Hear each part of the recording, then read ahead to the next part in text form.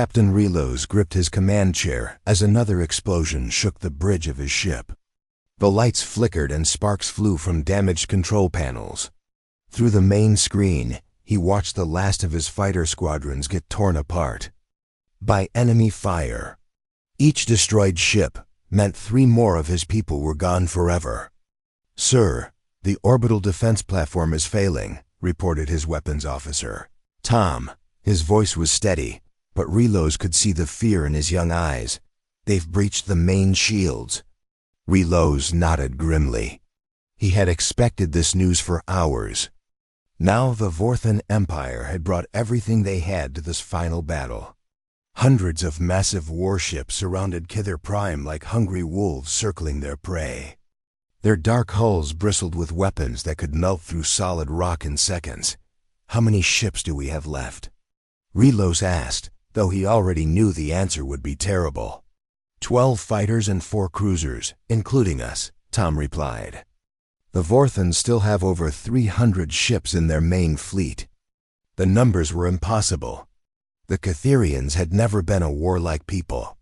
They built beautiful crystal cities that sparkled in the sunlight. They created art and music that could make visitors weep with joy.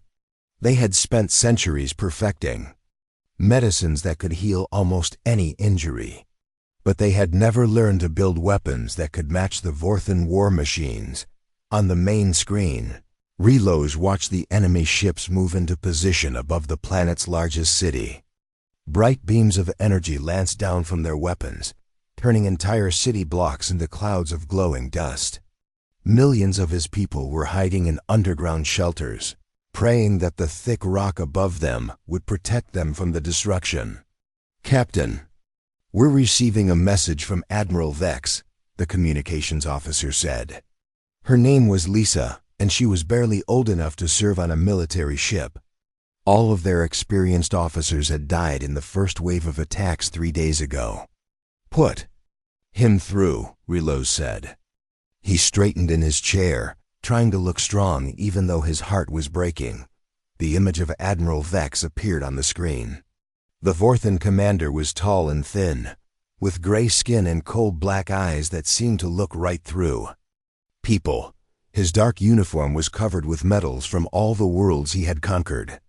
He smiled, but there was no warmth in it. "Captain Relos," Vex said in his smooth, cruel voice. "Your resistance has been entertaining, but it ends now. Surrender your remaining ships and I will make your people's deaths quick." Relos felt anger burn in his chest. "We will never surrender to murderers like you," Vex laughed. "Look around you, Captain. Your fleet is destroyed. Your planet is defenseless. Your people cower in holes like frightened animals. You have nothing left to fight with." "We have our courage," Relos replied. "Something your people will never understand." "Courage?" Vex's smile grew wider. "Courage is useless against superior firepower. Watch as I demonstrate this lesson." The screen went dark. Seconds later, massive energy beams struck the remaining Catherian ships. 2 of their cruisers exploded instantly. Their crews vaporized before they could even scream. The fighters tried to scatter, but the Vorthan targeting systems were too accurate. One by one, they were picked off like insects, shields at 20%, Tom reported. "We can't take much more of this." Relos looked at his remaining crew. Members, they were so young, most of them barely out of training. They should have been starting their careers in peacetime, maybe working on research ships or passenger transports. Instead, they were about to die in a hopeless battle against an enemy that showed no mercy. "Sir," Lisa said quietly, "Elder Myra is requesting to speak with you." Elder Myra was the spiritual leader of their people. She was old and wise and had guided the Catherians through many peaceful years. If she wanted to talk now, it must be important. "Put her through," Relos said. The gentle face of Elder Myra appeared on a smaller screen. Her silver hair was covered with dust from the bombing, and there were tears in her eyes. Behind her, Relos could see the walls of the underground shelter where thousands of civilians had taken refuge. "My dear Captain," she said in her soft voice, "I know this is the end for us. But I want you to know that you and your brave crew have made us proud. You have shown the galaxy that the Catherians will not give up without a fight. Elder Mira, we failed you," Relos said. "We couldn't protect our people. No, my child. You have done everything possible. Sometimes even our best efforts are not enough to change fate." She paused and looked directly into his eyes. "I am sending one last message to the stars. Perhaps somewhere out there, someone will remember us. Someone will know that we were here and that we died free." Relos felt his throat tighten. Elder Mira was the strongest person he had ever known, but even she understood that hope was gone. Another explosion rocked the ship. This time, the lights went out completely for several seconds before the emergency power kicked in. When they came back on, half of the control panels were dead. "Sir, they're targeting the shelters now," Tom said, his voice breaking. "The deep ones where the families are hiding." Through the screen, Relos watched energy beams slice into the planet's surface like giant knives. Each impact sent shockwaves that could be felt from orbit. The Vorthans weren't just trying to win the battle anymore. They were trying to wipe out every trace of Catherian civilization. "How long until our weapons are recharged?" Relos asked. 2 minutes, sir. But our missiles won't even scratch their main ships." Relos knew Tom was right. Their small weapons were designed for defense against pirates and wild animals. The Vorthan ships had armor thick enough to stop much larger attacks. "It doesn't matter," Relos said firmly.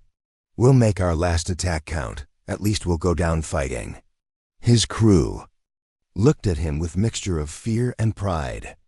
They all knew they were about to die, but they also knew they were dying for something important. They were the last guardians of their people, the final line of defense between the Vorthans and complete victory. "Lisa, send a message to all remaining ships," Relos ordered. "Tell them we're making one final charge. Tell them to aim for the command ship." "Yes, sir," Lisa replied, her fingers flying over her controls. As Relos prepared to give the order that would send them all to their deaths, he thought about his wife and children safe in the deepest shelter on the planet. At least they would survive a few more hours, maybe even a few more days if they were lucky. Elder Mira's voice came over the communication system one last time. She was speaking to the stars, sending humanity's story into the vast emptiness of space. Her words were full of sorrow, but also of love for her people. "This is our final message," she said. "We were the Catherians. We lived in peace, and we die with honor. May someone remember us." The ship shuddered as the engines powered up for their last charge into battle. 3 days had passed since the Vorthan ships began their final attack on Kither Prime. The planet's surface was now covered with smoking craters where beautiful crystal cities once stood. Captain Relos and his remaining crew had managed to survive by hiding behind one of the planet's moons, but their ship was badly damaged and running low on power. Admiral Vex stood on the bridge of his massive command ship, watching his fleet methodically destroy everything on the planet below. His cold black eyes showed no emotion as entire populations were wiped out with each blast from his weapons. To him, this was just another day of work. The Vorthans had conquered 47 worlds in the past 10 years, and Kither Prime would be number 48. "Sir, we're detecting some unusual energy readings at the edge of the system," reported his sensor officer, a young Vorthan named Krell. Vex didn't even turn around. "Probably just radiation from the destroyed ships." "Continue." "The bombardment." "No, sir, these readings are different. They're coming from beyond the outer planets, and they're moving very fast." This got Vex's attention. He walked over to the sensor station and looked at the display. Strange blips were appearing on the screen, moving at speeds that should have been impossible. The readings showed multiple objects approaching from deep space, but their energy signatures didn't match any known ship designs. How many contacts? Vex asked. 12 ships, sir. Maybe more.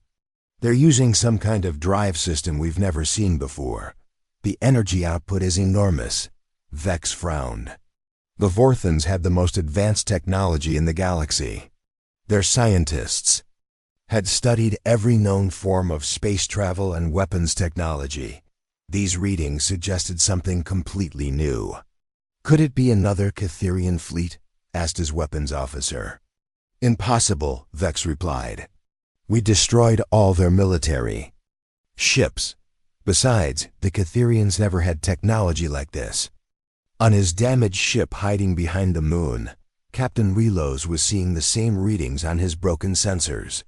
His communications officer Lisa was trying to make sense of the strange signals they were picking up. Captain, I'm getting something. On the long-range scanners, she said.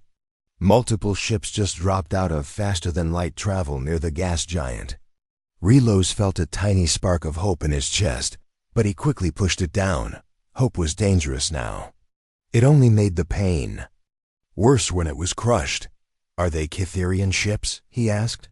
No, sir. The energy patterns are completely unknown. And Captain, the way they came out of faster-than-light travel, I've never seen anything like it. They didn't slow down gradually like our ships do. They just appeared at full speed and then stopped instantly. Tom, the weapons officer, looked up from his station. Sir, if they can control their speed that precisely, their technology must be far beyond anything we know about. The unknown ships held their position near the outer edge of the system. For several hours, they did nothing but scan the area. Advanced sensors swept across both the Vorthon fleet and the dying planet below. Whoever was on those ships was studying the situation very carefully. Admiral Vex was becoming more irritated by the hour. He didn't like mysteries, and he especially didn't like having unknown ships watching his operations. He had tried to scan the mysterious vessels, but his sensors couldn't penetrate their hulls. Whatever metal they were made from was completely unfamiliar. Sir, we're picking up communications between the unknown ships, Krell reported. But we can't translate the language. It's unlike anything in our databases. Play it, Vex ordered. Strange voices filled the bridge of the Vorthon command. Ship. The language was sharp and quick, with sounds that neither Vorthon nor Catherian tongues could make. But there was something about the tone that made Vex uneasy. These voices sounded organized and professional, like experienced military officers. Planning an operation. Captain Relos was listening to the same transmissions on his ship. Elder Mira had come up from the planet's surface in a small transport ship to join them. Her face was covered with dust and sorrow, but her eyes were still alert and intelligent. What do you think, Elder? Relos asked. Are they here to help US or to join the Vorthons? Elder Mira closed her eyes and listened to the strange voices for a long moment. I sense no cruelty in these voices, she said finally. But I also sense great power. These beings are very dangerous, but perhaps not to us. The mysterious ships continued their scanning for another day. They seemed to be taking detailed measurements of every Vorthon vessel and cataloging their weapons and defenses. It was the kind of thorough analysis that military commanders did before launching an attack. On the second day of watching and waiting, one of the Vorthon captains became impatient. Commander Gex was young and eager to prove himself to Admiral Vex. He commanded a heavy cruiser with enough firepower to destroy a small moon. Admiral, request permission to investigate the unknown ships, Gex said over the communication system. If they're here to interfere with our operation, we should deal with them now. Vex considered this. The unknown ships hadn't made any hostile moves, but they were clearly watching and planning something. It would be better to test their capabilities now rather than be surprised later. Take 2 destroyers with you, Vex ordered. Approach carefully and demand that they identify themselves. If they refuse or show any sign of aggression, destroy them. Commander Gex smiled. He had been hoping for some real action. The Catherians had been too weak to provide any interesting combat. These newcomers might actually put up a decent fight. The 3 Vorthan ships broke away from the main fleet and began moving toward the edge of the system. They were powerful vessels, each one capable of destroying an entire city with a single salvo from their main guns. Their dark hulls gleamed with armor that could stop almost any known weapon dot as they approached. The unknown ships did something unexpected. Instead of running away or preparing for battle, they simply waited. Their energy signatures remained steady and calm, as if they had been expecting this confrontation. Captain Relows watched the approaching confrontation with growing tension. If the mysterious ships were destroyed, any hope of rescue would die with them. But if they were somehow allied with the Vorthans, then the Catherians would face an even worse fate. "Lisa, are you still picking up their communications?" he asked. "Yes, sir, but the language is still completely unknown. Wait, ... She paused and adjusted her controls. "Sir, I think they're trying to learn our language. The computer is detecting scanning patterns focused on our communication systems." Elder Myra leaned forward. "They want to talk to us. Beings who wish to communicate are usually not conquerors." The Vorthan ships were now close enough to the mysterious vessels to get detailed sensor readings. What they saw made Commander Gex pause. The unknown ships were smaller than his cruiser, but they were built unlike anything he had ever seen. Their hulls seemed to shimmer with some kind of energy field, and their weapon systems were completely unrecognizable.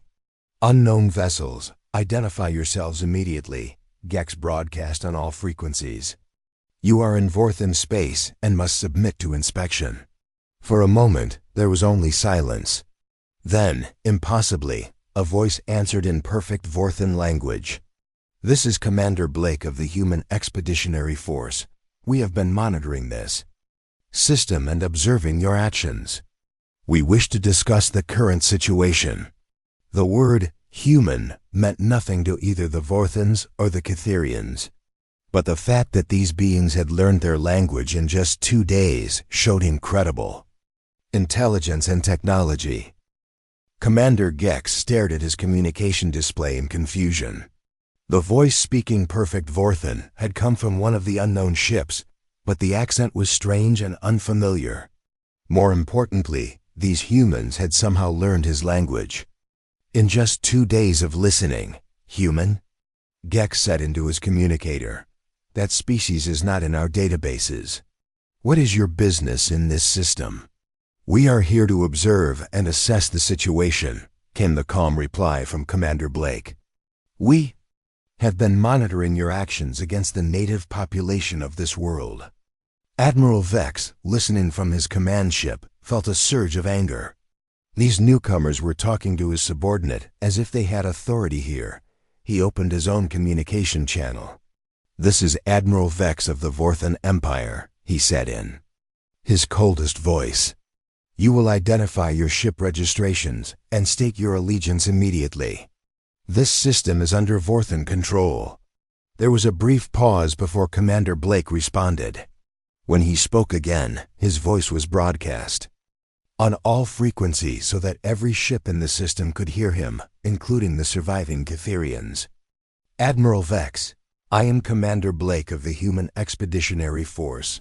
We are representatives of the United Earth Alliance, recently established as a member of the galactic community. We operate under specific protocols regarding the protection of civilian populations during military conflicts." Captain Relows, listening from his hiding place behind the moon, felt his heart begin to beat faster. These humans were talking about protecting civilians. Could it be possible that someone in the galaxy still cared about innocent lives? Elder Mira gripped his arm. "Did you hear that, Captain? They speak of protection, not conquest." Admiral Vex laughed, a harsh sound that echoed across the communication channels. "United Earth Alliance? I have never heard of such an organization. Earth is a small backward world on the edge of civilized space. Your people have no authority here. Perhaps you are correct about our size and location," Blake replied. "However, We have recently developed certain capabilities that allow us to operate beyond our home system. What concerns us is your systematic targeting of civilian populations. On the planet below. Those are legitimate military targets, Vex snapped. The Catherians refuse to surrender, so their cities must be destroyed. Our scans indicate that 90% of your targets have been schools, hospitals, and residential areas, Blake said. His voice remained calm, but there was something in his tone that made even Admiral Vex pause. This constitutes a violation of every civilized standard of warfare. Commander Gex, still approaching the human ships with his small squadron, decided to end this conversation quickly. These humans clearly didn't understand how the galaxy worked. The strong conquered the weak, and mercy was a luxury that warriors couldn't afford. Admiral, request permission to destroy these interfering vessels, Gex said. They obviously don't belong here. Vex considered this. The humans had only 12 ships compared to his fleet of over 300. Even if their technology was advanced, numbers would win in the end. It would be better to eliminate this potential problem now. Granted, Vex replied. Show them what happens to those who challenge the Vorthan Empire. Commander Blake's voice came over the communication system one more time. Admiral Vex, we are giving you 1 hour to cease all attacks on civilian targets and begin withdrawal from this system. This is not a request. Vex and his officers burst into laughter. The idea that 12 unknown ships could threaten the mighty Vorthan fleet was absurd. These humans were either incredibly brave or incredibly stupid. Commander Gex, proceed with the attack, Vex ordered. Destroy them all. The 3 Vorthan ships accelerated toward the human vessels, their weapons charging for combat. Gex had fought in dozens of battles and conquered 7 worlds personally. He knew how to handle overconfident enemies who thought they could stand against superior numbers. All ships prepare for combat, Gex commanded his squadron. Target their engines first. I want prisoners to question about their technology. The human ships responded in a way that no one expected. Instead of fleeing or forming a defensive line, they simply waited. Their energy signatures remained steady and calm, as if the approaching Vorthan warships were no threat at all. Sir, they're not even raising shields, reported Gex's weapons officer. Should we abort the attack? This might be a trap. No, Gex replied. They're just paralyzed with fear. Fire all weapons. The 3 Vorthan ships opened fire simultaneously. Bright beams of energy lanced through space toward the human vessels, each one powerful enough to melt through solid metal in seconds. The shots were perfectly aimed and impossible to dodge at such close range. What happened next changed everything. The human ships moved like nothing any Vorthan had ever seen. They didn't just dodge the incoming fire, they danced around it with impossible grace and speed. The energy beams passed harmlessly through empty space as the human vessels twisted and spun in ways that should have torn them apart from the stress. What in the name of the void was that? Gex shouted. How did they move so fast? Before anyone could answer, the human ships returned fire. Their weapons were unlike anything in the Vorthan databases. Instead of crude energy beams, they fired precise pulses of some unknown force that struck with surgical accuracy. The shots didn't try to destroy the Vorthan ships completely. Instead, they targeted specific systems with impossible precision. Commander Gex watched in horror as his systems went offline one by one. His shields flickered and died. His engines began to sputter and fail.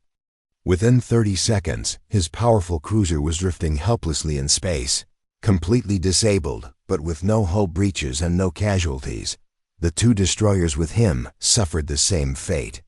Their crews sat in stunned silence as they realized that the humans had defeated them without killing a single person.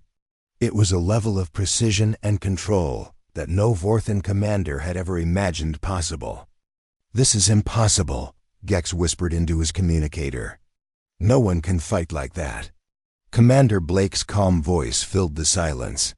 Commander Gex, your ships have been disabled, but not destroyed. Your crews are unharmed. We suggest you use this time to reconsider your position. Back on the main Vorthan fleet, Admiral Vex stared at his tactical displays in disbelief. 3 of his best ships had been neutralized in less than a minute by an enemy that seemed to treat combat like an art form. The humans hadn't just won the encounter. They had demonstrated a completely different philosophy of warfare. "Sir, what are your orders?" asked his second-in-command, a veteran officer named Drex. Vex was quiet for a long moment. These humans were not the weak, naive species he had expected. They fought with technology far beyond anything the Vorthans possessed. But more importantly, they fought with precision and restraint. They could have destroyed Gex's ships, but they chose to disable them instead. "Send a message to all ships," Vex finally said.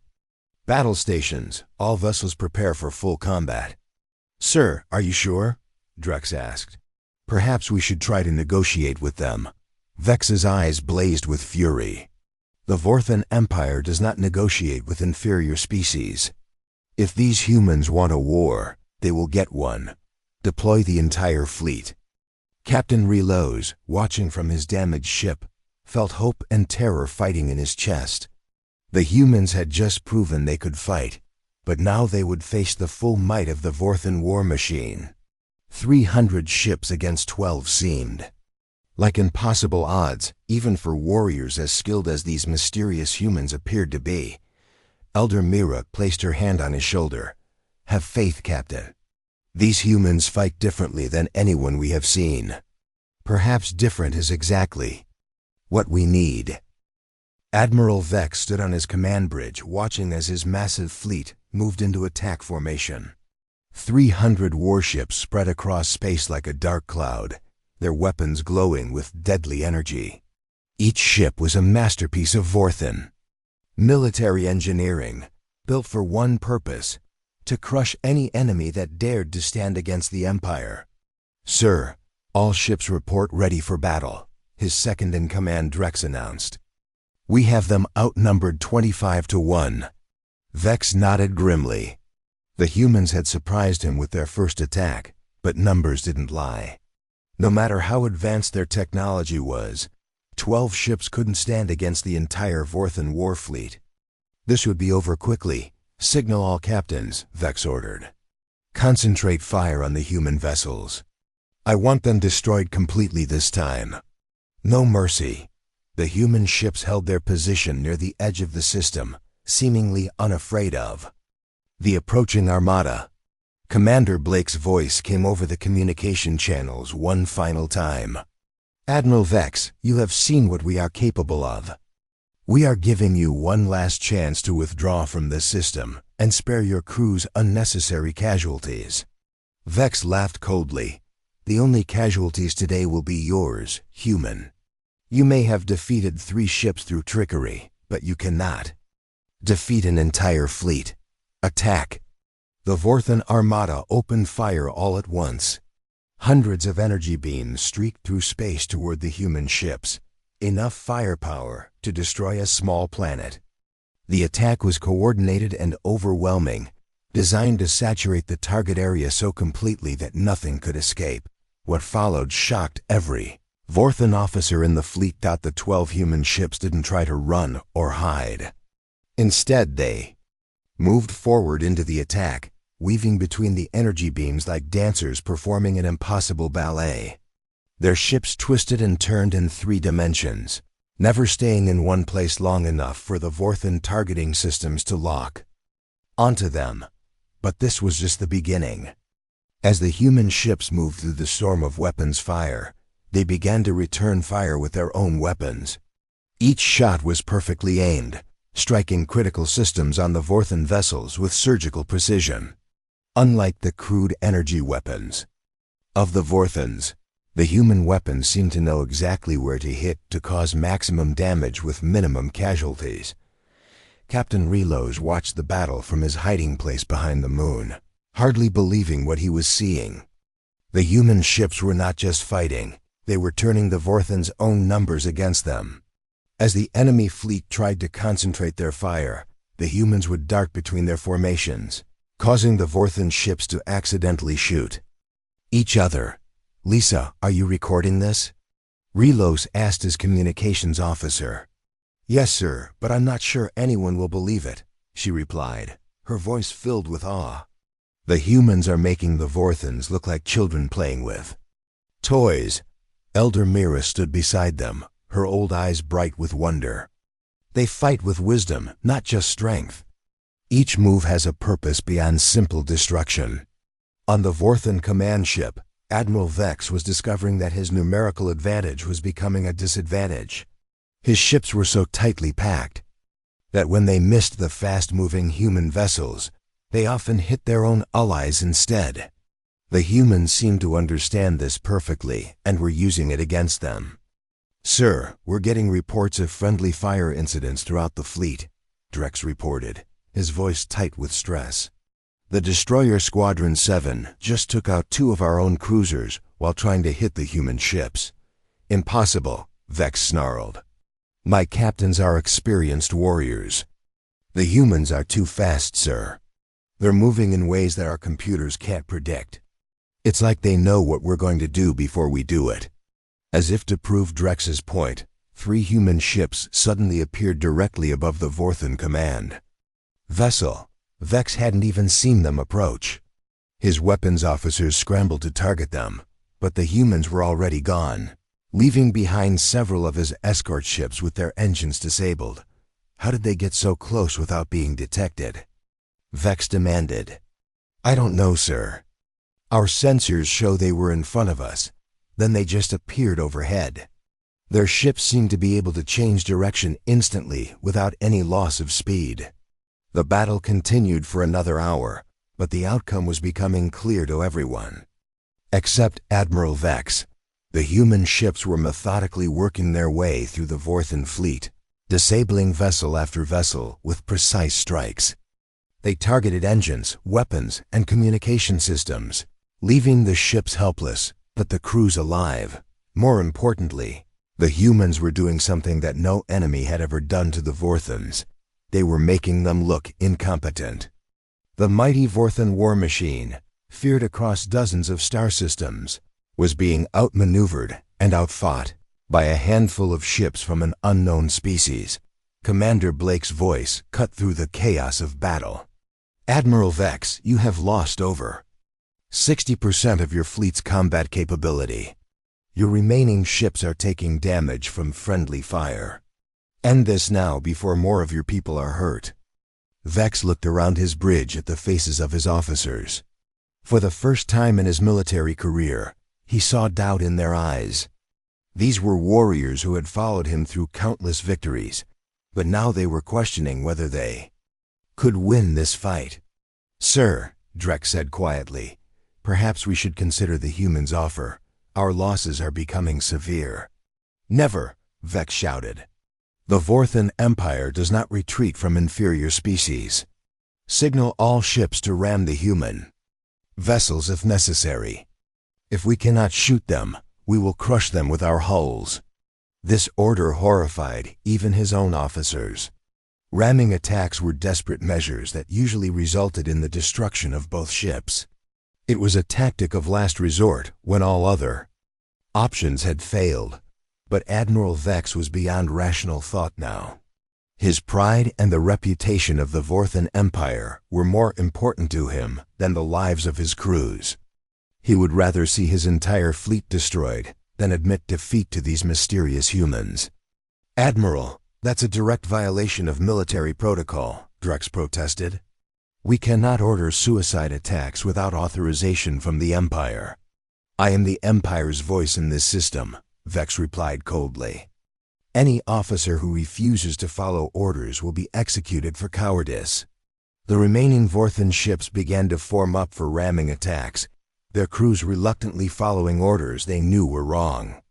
The human ships seemed to sense the change in tactics and began to adjust their own positions.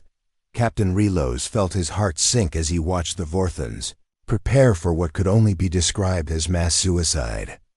Even if the humans were skilled enough to avoid most of the ramming attacks, some would get through. The brave warriors who had come to save his people might die because of one madman's pride. "Captain," Tom said from his weapons station, "our engines are partially repaired. We could join the battle." Relos looked at his young crew members. They were willing to throw their damaged ship into a hopeless fight to help the humans who had come to save them. It was a noble gesture, but their small vessel would make little difference against the massive Vorthan ships. "No," Elder Mira said. Before Relos could answer, "The humans do not need our help to win this battle, but they may need our help to win the peace that comes after." As the Vorthan ships accelerated toward their ramming attacks, the human vessels did something that no one expected. Instead of running or trying to avoid the collision, they began to move directly toward the Vorthan fleet, as if they were planning to meet the attack head-on. The Vorthan ships charged forward like angry beasts, their engines glowing white-hot as they accelerated to ramming speed. Admiral Vex stood on his bridge with his arms crossed, watching his fleet prepare to sacrifice themselves for his pride. In his mind, even if they all died, at least they would take some of these arrogant humans with them. Commander Blake watched the approaching attack from his ship's bridge.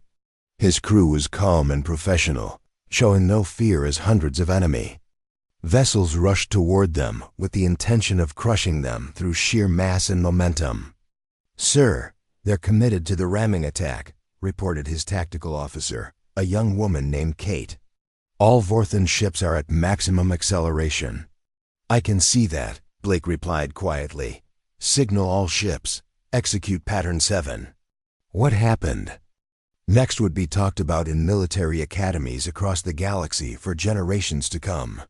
The 12 human ships suddenly split apart and began moving in a complex pattern that seemed random, but was actually perfectly coordinated. Instead of trying to avoid the ramming attacks, they flew directly into the heart of the Vorthan formation, but they didn't meet the enemy head-on. Instead, they used the Vorthan's own speed and momentum against them. The human ships would appear next to a charging Vorthan vessel for just a moment, fire a precisely aimed shot at its navigation system, then disappear before the confused crew could react. The disabled ship would then drift helplessly into the path of other Vorthan vessels, causing massive collisions throughout the fleet. Captain Relos watched in amazement as the human ships turned the Vorthan ramming attack into chaos. Enemy ships were crashing into each other at high speed, their hulls crumpling like paper. The humans had somehow turned the entire enemy fleet into a weapon against itself. "It's beautiful," Elder Mira whispered. "They're not just fighting a battle. They're teaching a lesson about the folly of mindless aggression." Within 30 minutes, the Vorthan fleet was in complete disarray. Ships floated dead in space with their crews unconscious from collision impacts. Others spun helplessly with their engines destroyed. A few tried to retreat, but their navigation systems had been damaged, and they couldn't coordinate their movements. Admiral Vex stood alone on his command bridge, staring at the tactical display that showed the complete destruction of his mighty fleet. His officers had either been knocked unconscious or were too stunned to speak. The impossible had happened. 12 human ships had defeated an entire Vorthan armada without destroying a single vessel completely. "This cannot be happening," Vex muttered to himself. "We are the Vorthan Empire. We are the masters of this galaxy." "Commander." Blake's voice came over the communication system, calm and professional as always. "Admiral Vex, your fleet has been neutralized. I am prepared to accept your surrender." Vex felt rage and humiliation burning in his chest. The idea of surrendering to an inferior species was unbearable. But as he looked around at his ruined fleet, he realized he had no choice. His ships were powerless, his crews were injured, and his reputation was already destroyed. I surrender," he said, the words feeling like poison in his mouth. "Thank you, Admiral. Please prepare to receive our medical teams." We will treat your wounded and provide assistance with repairs to your life support systems. This offer of help confused Vex more than anything else that had happened.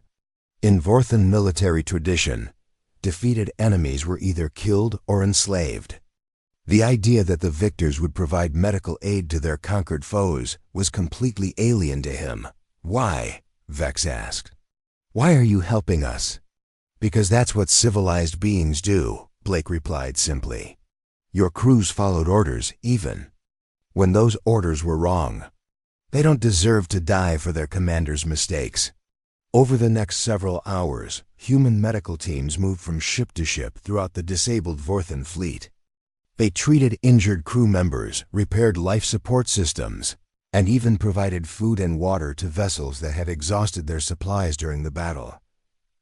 Captain Relos brought his damaged ship out from behind the moon and approached one of the human vessels. He had requested permission to meet with Commander Blake personally, and the humans had agreed immediately. The docking procedure was unlike anything Relos had experienced. The human ship's technology made the connection so smooth that he barely felt the two vessels coming together. When the airlocks opened, he found himself face to face with Commander Blake for the first time. Blake was tall and lean, with short, brown hair and intelligent green eyes. He wore a simple blue uniform without excessive decorations or medals. When he spoke, his voice was the same calm, professional tone that Relos had been hearing over the communications during the battle. Captain. Relos, I presume, Blake said, extending his hand in what Relos would later learn was a human greeting called a handshake. It's an honor to meet you. Your courage during the siege was remarkable. Relos felt tears in his eyes. After days of hopeless fighting and watching his people die, here was someone who understood what they had been through. Commander Blake. I don't know how to thank you, Relos said. You saved our entire civilization. We did what anyone should do when they see innocent people in danger, Blake replied. The question now is what happens next. Your world will need time to rebuild, and the Vorthans will need to learn new ways of thinking about their place in the galaxy. Elder Mira, who had accompanied Relos to the meeting, stepped forward. She was old and tired, but her eyes were bright with hope for the first time in weeks. Commander Blake, may I ask why your people chose to intervene? You had no obligation to help us. Blake smiled, and for the first time since the humans had arrived, his professional mask slipped slightly. Elder Mira, my species has a saying. The only thing necessary for evil to triumph is for good people to do nothing. We couldn't stand by and watch genocide happen when we had the power to stop it. But surely there are other conflicts in the galaxy, Relos said. Other worlds that need help. Why did you come here? Because this is where we were needed most, Blake answered. And because someone has to start somewhere. For too long, this galaxy has operated under the principle that might makes right. Perhaps it's time to try a different approach. Over the following days, the humans worked tirelessly to help both the Catherians and the Vorthans. They provided medical supplies and engineering assistance to repair the damage from the battle. More importantly, they began the difficult process of establishing communication between the two species. Admiral Vex, his pride broken, but his intelligence intact, found himself in long conversations with Commander Blake about military ethics and the responsibility that comes with power. For the first time in his career, he began to understand that true strength came not from the ability to destroy, but from the wisdom to know when destruction was necessary and when mercy was more powerful. The story of what happened at Kither Prime spread quickly throughout the galaxy. Species that had lived in fear of the Vorthan Empire suddenly began to hope for freedom. Others that had never heard of humans started asking questions about these mysterious warriors who fought with honor and showed mercy to their enemies. Captain Relos, watching human engineers help rebuild his world's cities, asked Commander Blake the question that was on everyone's mind. What happens now? Will your people stay and protect us? Blake looked out at the crystal cities beginning to rise again from the rubble. "We'll stay long enough to make sure you're safe and to help establish peaceful relations with the Vorthan Empire. But ultimately, your future is in your own hands. We can't be everywhere the galaxy needs us, but we can show others that there's a different way to resolve conflicts." He turned to face Reloz directly. "The real question is whether the lesson we taught here will spread to other worlds. Whether other species will choose to follow the path of cooperation instead of conquest." As the months passed, it became clear that the humans had started something much larger than a simple rescue mission. The galaxy was changing, one world at a time, as species began to reject the old ways of endless warfare and embrace the human concepts of protection for the weak and mercy for the defeated. Elder Mira, now advisor to the new Kitherian Vorthan Peace Council, often said that the humans had given them something more valuable than military victory. They had given them hope that the future could be different from the past, and in the vast darkness between the stars, that hope spread like fire, lighting the way to a new age where strength served justice, and no one would ever again have to give up all hope while waiting for help to arrive.